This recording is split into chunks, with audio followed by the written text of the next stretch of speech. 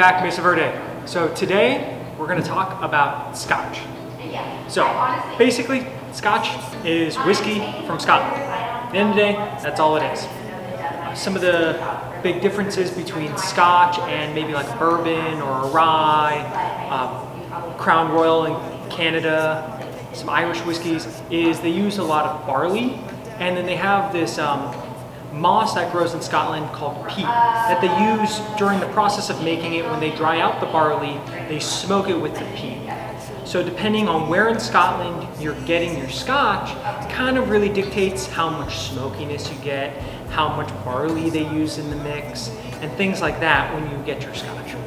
So Scotch must be aged for a minimum of 3 years in oak barrels, typically charred.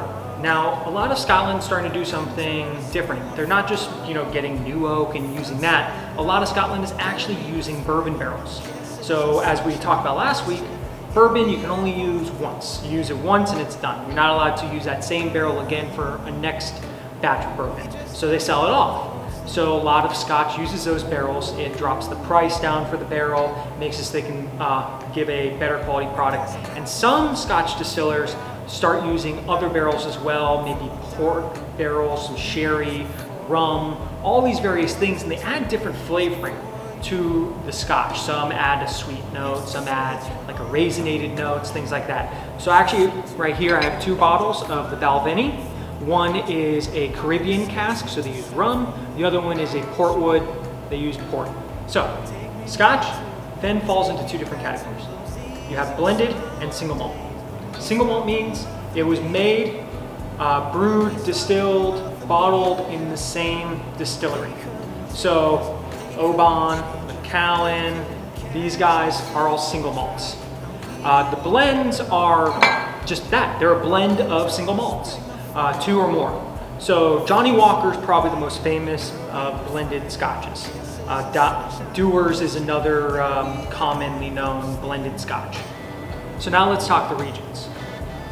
Your beginner scotches, people don't necessarily know what they like in Scotch yet. They don't know if they like the smokiness or the heavy barley. I recommend starting in Speyside or the Lowlands. Here in the middle, I have 4 different Speyside scotches. So Speyside is like an urban epicenter of Scotch. There's such a high, dense population of whiskey that is brewed in this one region of Scotland. Actually, it's the most dense whiskey distilling region in the world. They make over half of all the Scotch out of Scotland. It's a small little region in the northeast part of Scotland. So they don't really use a lot of peat. You don't get any of that smokiness. It's much more mellow. You get more of the barley and other malty notes. So I'd probably, if you like bourbons, I'd probably say try one of these. Then the next area we're going to go to over here is the Highlands. The Highlands, they start to use a higher blend of barley, which adds more of those spice notes. They start to add more peat, gives you a little more of that smoky flavor. So this, if you like rye, try this area. And then the other regions are basically the islands around Scotland. So all over Scotland, there's a handful of islands, mostly on the Ireland side of Scotland, the western side. So I got these 2 over here.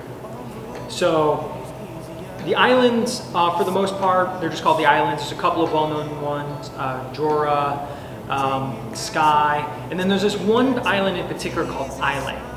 Islay is known as like one of the highest peaty, smoky scotches you can get. There are 8 distillers on the island of Islay. You got Lafroig, Lagavulin, and this one right here, Bruichladdich.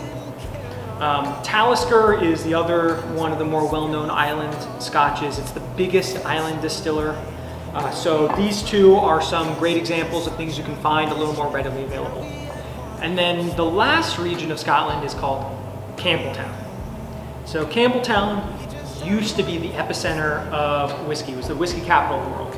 It's a small harbor town. There used to be over 30 different Scotch distillers there by around the 1800s. Now, there's only 3. So you can't lump Campbelltown, however, into what you would call a normal, like you would say Speyside, Highland, Lowland, these types of things. they just they make such a wide variety of scotches. Campbelltown does no peat, high peat, low barley, high barley, different oak agings. You get everything under the sun when it comes to Campbelltown. So the three distillers left in Campbelltown are Glengyle, Glen Scotia, and Springbank. So if you see any of those three, those are going to be the ones that you get like this wide, unique variety of scotch. All right. With scotch, how do you drink it? Well, there's a number of ways you can drink it. Some people like to have a scotch and soda. Some people like to just drink it on the rocks. Some people like to drink it neat. You can even have what's called a Rob Roy, which is just a Scotch Manhattan. There's a couple other different cocktails out there. Rusty Nail is a favorite of one of our members, which is a blend of Drambuie and Scotch. But if you want to drink Scotch like a Scotsman, splash of water, that's it. A couple of fingers of Scotch, splash of water, and you got your drink. The reason being is they've been drinking Scotch since the 1400s, prior to refrigeration, prior to having the ability to have ice readily available. So it's somewhat traditional. On top of that, the water actually does a couple of things that's really unique to alcohol.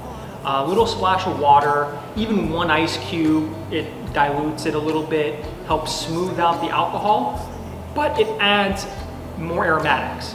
It's kind of counterintuitive, but when you add water to the alcohol, it makes all the aromatics in the alcohol, like it just brings it all out. It makes everything more volatile and easier to really smell and taste. So adding a splash of water while diluting the alcohol gives your scotch a lot more flavor and aroma.